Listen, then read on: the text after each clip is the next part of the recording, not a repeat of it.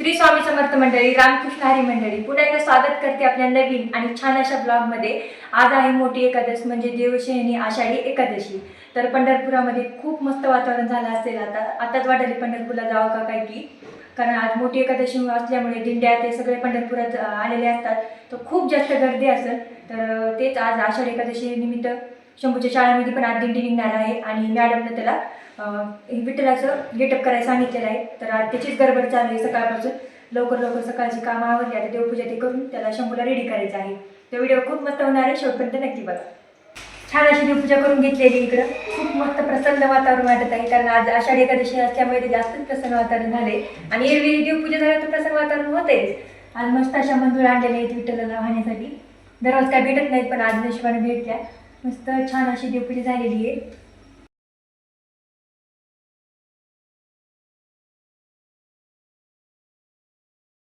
शंभूच्या इकडे फराळ चालू आहे। शंभू काय खाला?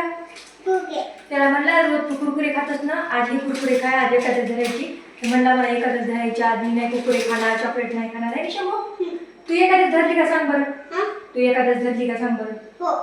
बरं मी एकादश धरली म्हणून। हा, शंभूला आमच्या तितकं बोलता येत नाही अजून, बरंच काय आता शंभूला विठ्ठल करायचंय आणि फराळाचं पण करायचं आहे। शंभूला विठ्ठल करायचं आहे। शंभूची आंघोळ झाली, आता फराळ चालू आहे शंभूचा। साबुदाणा खायला देते पाणी। राम राम पिलू म्हणून बरं। हा देते पाणी। चला शंभूला आता रेडी करू लवकर। हे सगळं किरायला आणलेलं आहे विठ्ठलाचा गेटअप सगळा। ते काय झालं ना, शंभूच्या मॅडमने थोडंसं उशिरा सांगितलं, म्हणजे काय संध्याकाळी 5 वाजता सांगितलेले। मग ते काय अचानक काय भेटत नाही, कारण उद्यावरच आषाढी एकादशी म्हणजे काल, त्यामुळे सगळे शाळेत दिंड्याने निघतात, सगळे किरायने गेलेले होते म्हणून काही जास्त भेटले नाही। पण थोडंसं म्हणजे ना मासोळे भेटले नाहीत, कारण विठ्ठलाच्या मेन मासोळे असतात आणि टोप थोडंसं ना असा वरचा भाग नाही टोपला, पण छान आहे। शंभूचे पप्पा म्हणजे मी तिकडे शंभूला रेडी करतो, तोपर्यंत फराळाचं कारण 9:30 होत आले, शंभूची व्यान येते आताच। आणि थोडासा विठ्ठलाचा गेटअप करायला म्हणजे थोडा वेळ लागते, म्हणून मी इकडे फराळाचं करायला, कारण त्याला पण सोबत डबा द्यायला सांगितलं मॅडमनं। आणि शंभू इकडे शंभूचे पप्पा शंभूला रेडी करत आहेत बघा।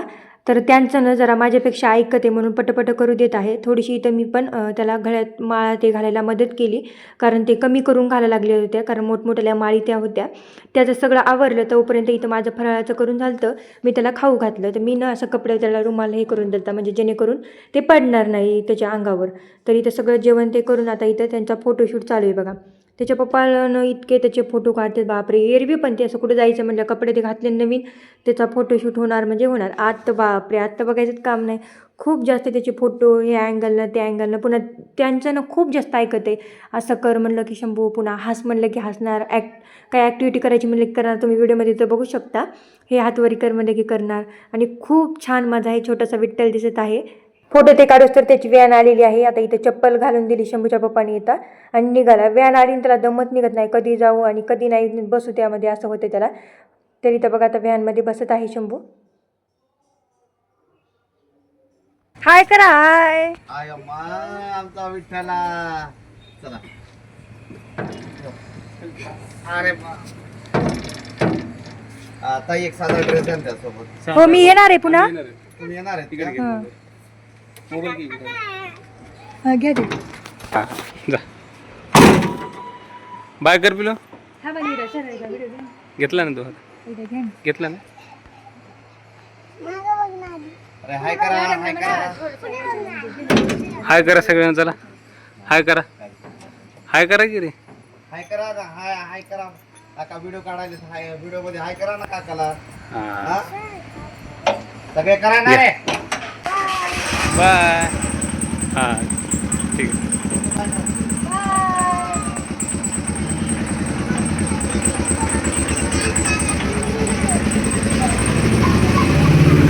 शंभू आताच गेलाय शाळेमध्ये, त्याचे व्हिडिओ पण घ्यायचे राहिलेत, पण व्हॅन आली त्याच्यामुळं आता काही व्हॅन आल्या काही इलाजच नाही घेण्याचा। आता तिथं जायचं आहे मला, कारण ते काही पडलं ते काही कळत नाही। मॅडम काळजी घेतात, पण तरी पण म्हणलं जाऊ आपण, बघावं दिंडी पण, आपण थोडासा व्हिडिओ शूट करून तुम्हाला पण दाखवा कशी दिंडी झाली तर शंभूच्या शाळेमध्ये। तर आता फराळ करतोच आम्ही, देवाला फराळाचं दाखवतो, फराळ करून मग जाणार आहे मी। माझं काही सगळं आवरलेलं आहे, तर तुम्ही पण बघा कशी दिंडी होती तर व्हिडिओ शॉटपर्यंत। मी पण सगळे घरातील कामे आवरली आणि शंभूच्या शाळेमध्ये आलेली आहे. थोडी लांबच आहे शाळा, त्याच्यामुळे शंभूला व्हॅन लावलेली आहे, कारण रोज येणं जाणं होत नाही. तरी इथं त्यांची ती तयारी चालू होती.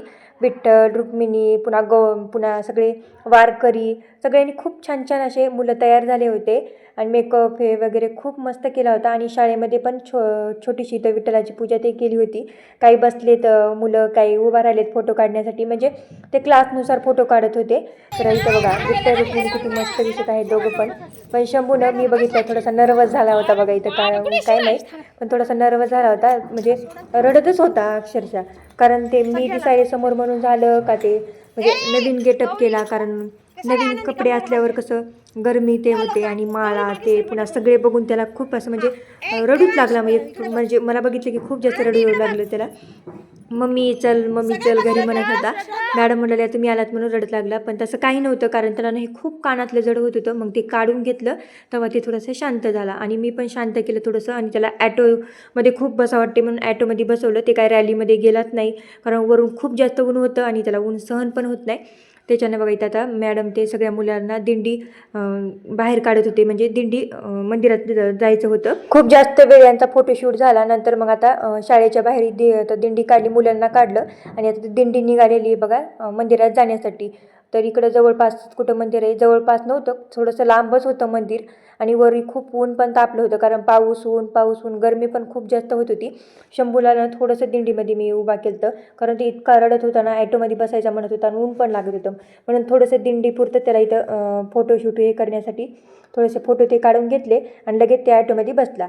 मग सगळी दिंडी हे काहीच वेळा तिथं मंदिरात आलेली आहे. दर्शन ते घेतले आणि लगेच इथं बघा जेवायला मुलांना म्हणजे फराळ करण्यासाठी बसवलं होतं. गोल रिंगण केलं होतं.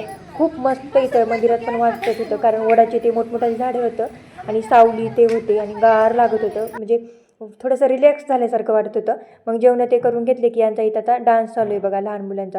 शंभूला मी होते म्हणूनच काही की अजिबात डान्स केला नाही. खरंच आईवडील असल्यानं मुलं काहीच करत नाहीत, पण मी त्याच्या काळजीपोटच आले होते इथं बघा. मॅडम पण त्यांना डान्स करून दाखवते, ते पण तसे करीत होते. दुपारपासून काही व्हिडिओ शूट केला नाही, कारण शंभूच्या शाळेतून आलं तसं ना खूप ऊन होतं आणि दिंडीमध्ये मी पण त्याच्या सोबत गेलते, कारण ते कपड्याने यायला त्याला खूप जास्त गरमी होऊ लागली. मी मला रडण ते आणि शाळेतच रडू लागला. तर त्यामुळे मी पण गेलते. तर दुपारी तरी 2-2:30 वाजले यायला आणि म्हणजे खूप थकल्यासारखं झालं, कारण चलत जावं लागलं मंदिरापर्यंत आणि ऊन होतं वरून. त्यामुळे आले की तसं झोपले. आता उठलेली आहे, आता फराळाचं करायचं संध्याकाळचं आणि म्हटलं विठ्ठल रुक्मिणीच्या मंदिरात जाऊन यावं इथंजवळ, कारण सकाळी जायचं होतं, पण सकाळी यायचं आवरावरी पुन्हा याच्यासोबत शाळेत गेले, त्यामुळे झालं नाही. तर आता मंदिरात जाऊन येते मी.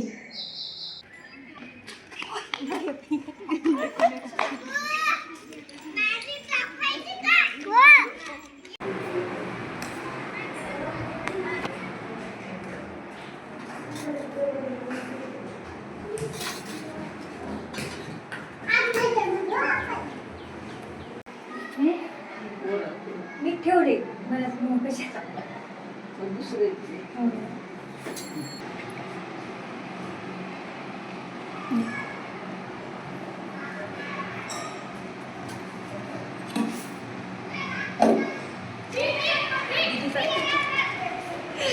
तिथे कधी लावलं तर काय. दर्शन वगैरे घेतले आणि इथं मग दिवे लावण्यासाठी आलो. इथं एकादशी निमित्त मोठी एकादशी असल्यामुळे खूप मस्त असे इथे दिवे लावले होते आणि खूप छान दिसत होतं. मग इथं मी पण दिवे ते लावून घेतले, अगरबत्ती लावली, दर्शन वगैरे करून मग आता बाहेर आलो आहोत. पण लेकरं लय झाले हो चिखल, तिकडे चिखल झालं. लय चिखल झालाय बघा ना. लेकरा किती छान, लेकरायला छान आहे खेळायला, पण चिखल झालाय. कोरड असल्यावर लई छान वाटतं. उन्हाळ्याचं हा, उन्हाळ्यात. माणसं ते जण असं खेळायच्यासारखंच वाटायला बघा. इथं लेकरं खेळतात ना.